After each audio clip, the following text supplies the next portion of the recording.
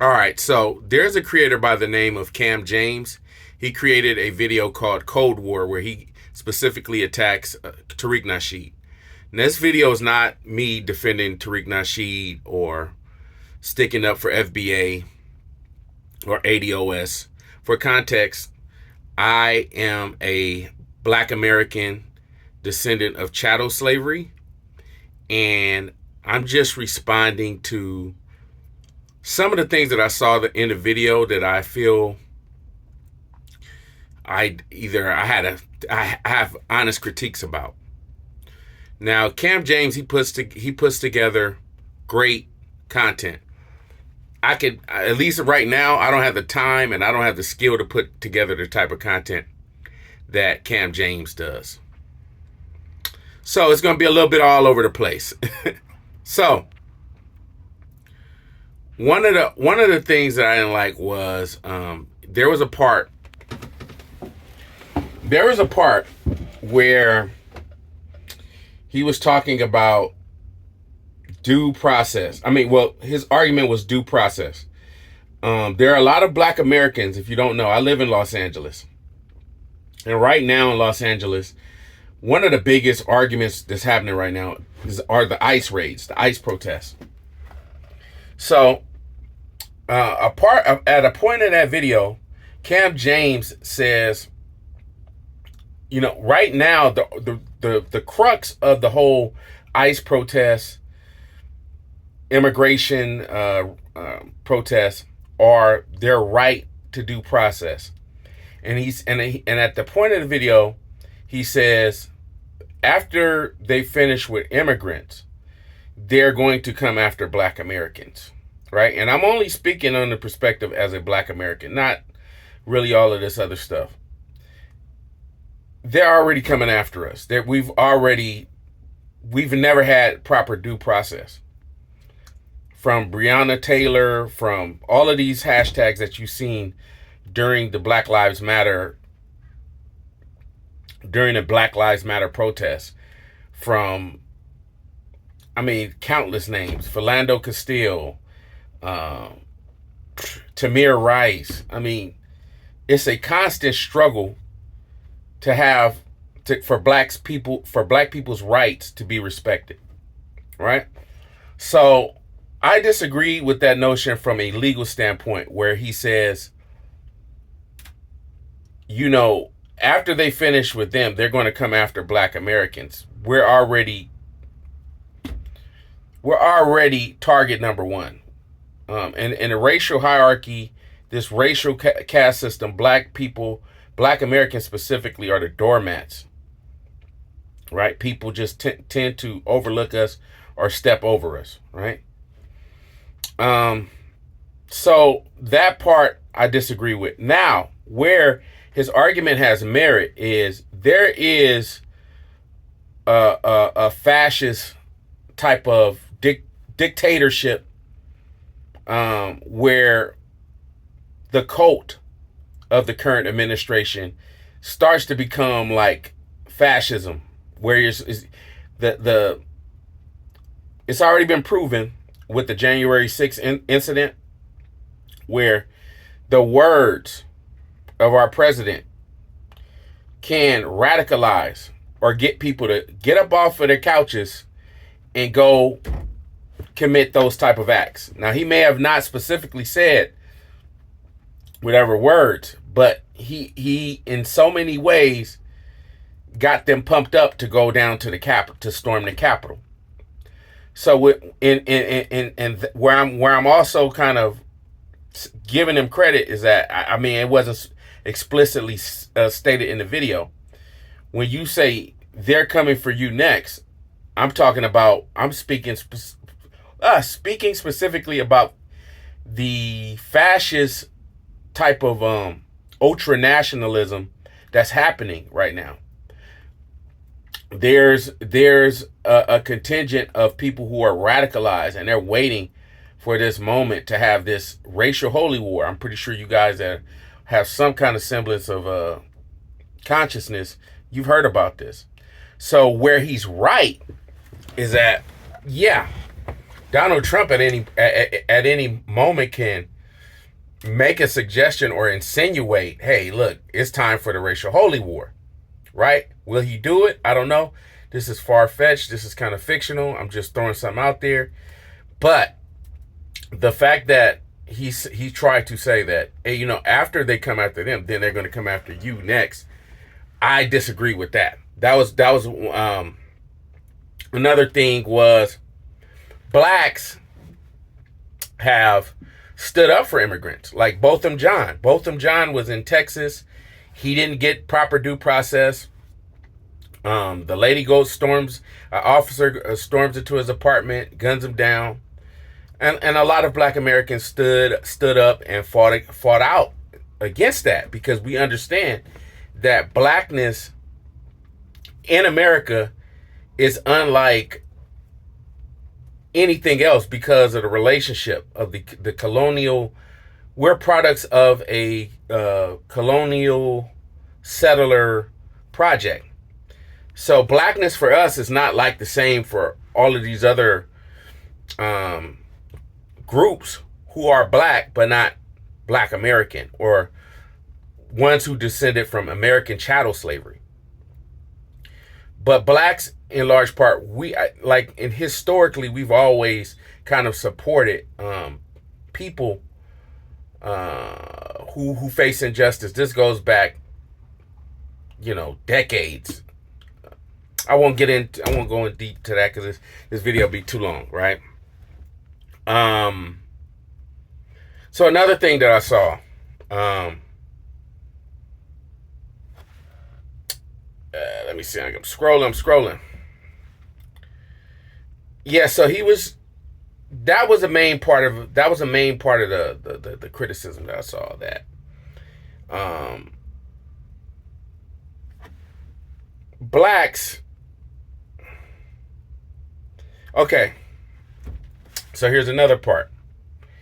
He conflated, it felt like that he was conflating all black Americans with the foundational black American ADOS cult that is online.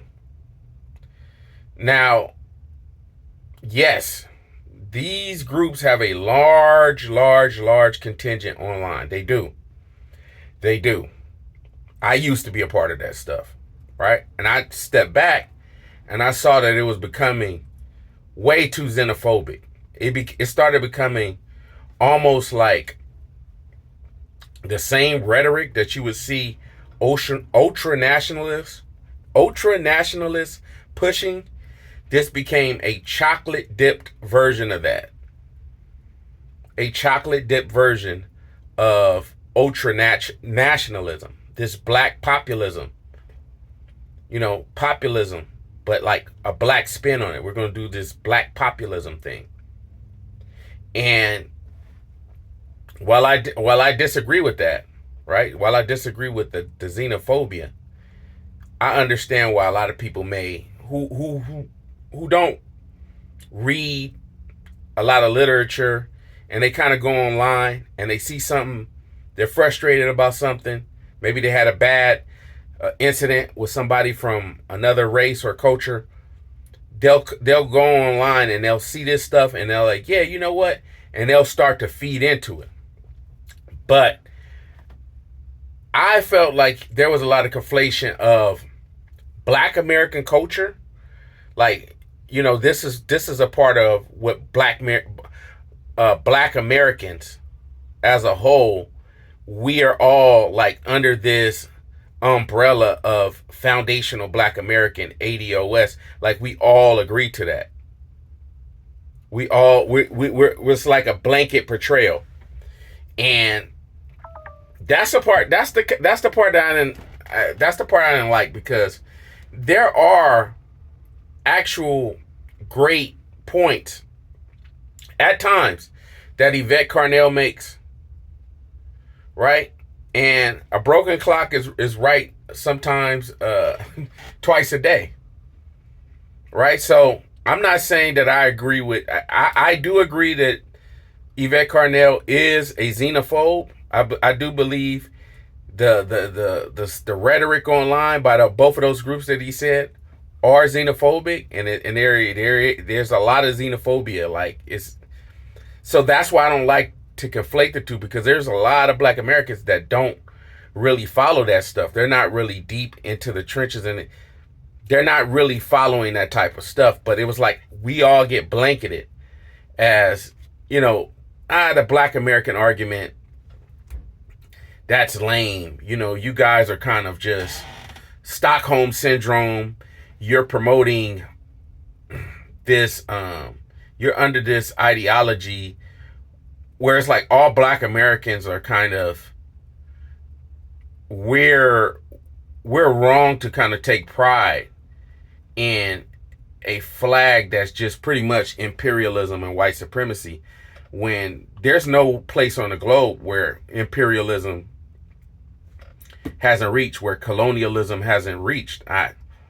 That's the only thing I don't like. Like, yeah, the same way that Black Americans are waving a flag that represents imperialism, destruction, violence, blood, and all types of terrible things. Other what do you call them? Non-diaspora, diaspora Africans and continental Africans, like they don't get blamed for waving a flag where maybe not similar histories, but colonialism, yes, right? Like, with the exception of a few countries in Africa, right? But what I'm saying is that we are in a weird space. It's like a very, very unique, weird space. And to kind of like paint a brush where all Black Americans are kind of just under this Tariq, Yvette Carnell, he's a leader, and he's leading these Black Americans who have actual solid critiques and concerns. Like, he's leading them down a path of destruction. That's the only thing that those are the few things that I like. So he had another part where there is this creator. I'm not looking for smoke. She's a huge creator. And he brought her up, and I think that yes, she does pander to that group. There's a lot of creators who pander to the FBA ADOS audience. They do. It's irrefutable. You can't deny that they're pandering to this group, because they know that if you say something that kind of echoes the sentiments of Yvette Carnell or Tariq, you're going to get some views. They're going to show up, and they're going to show you support. You're going to get some engagement. And yes, he's correct. Like, I see creators do that all the time. And there's no balance, there's no nuance. Everything is just extreme. So, in a similar way, I would say that Cam James, he panders to like a liberal, bred to immigrant affirming, left-leaning audience, right? LGBTQ. He's a part of that. The FD signifiers, the people that they make great videos, they make great content, and that's great. But it's done so in a way where it can become like we're just way up here. We're so much intelligent than an average Black American, because Black Americans all follow Tariq and follow Yvette, and it's like, that's not the case. Some of us are really, really educated. We know what's going on. We see what's happening. But the point that I'm saying is, everybody is kind of pandering to somebody. Everybody's pandering to somebody, because they're going to watch your videos. They're going to support you. So you may not be 100% honest on certain issues, because if you are, like the Black American situation that's happening currently, it may ruffle some feathers, right? It may ruffle some feathers. And another thing that I didn't like was, yes, it's true. He brings up the fact that there's xenophobia in the Black American circles.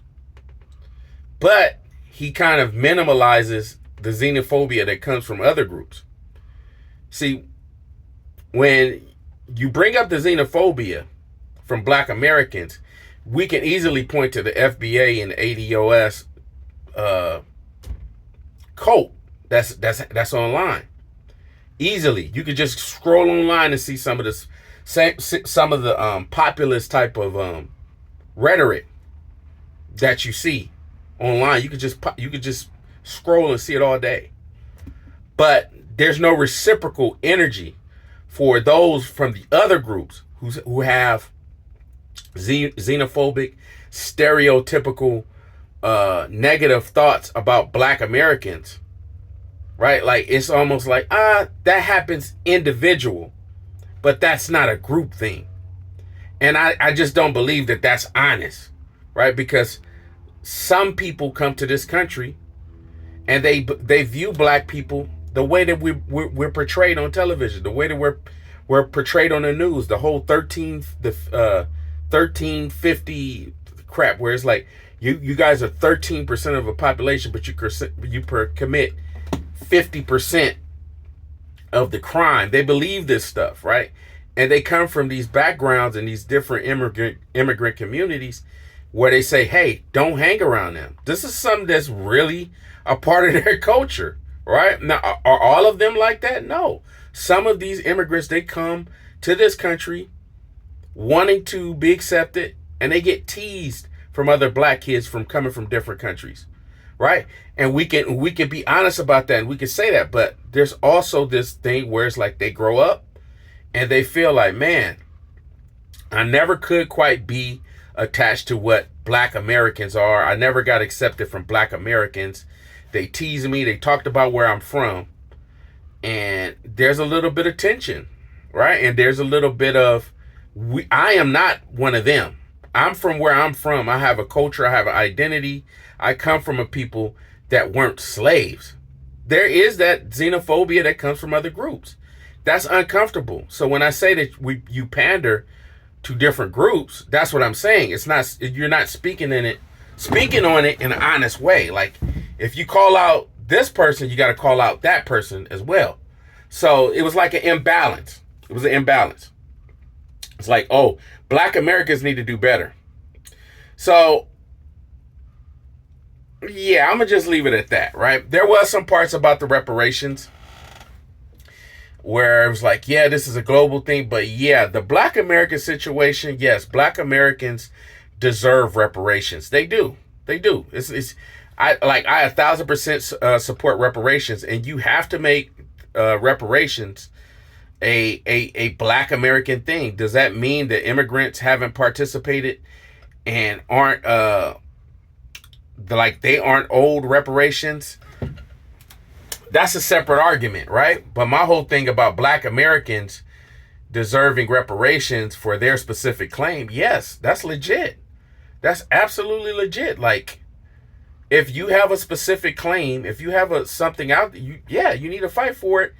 And Black Americans largely deserve reparations. Now, what I believe is, I do agree with FD Signifier where reparations is a trick bag if not done properly.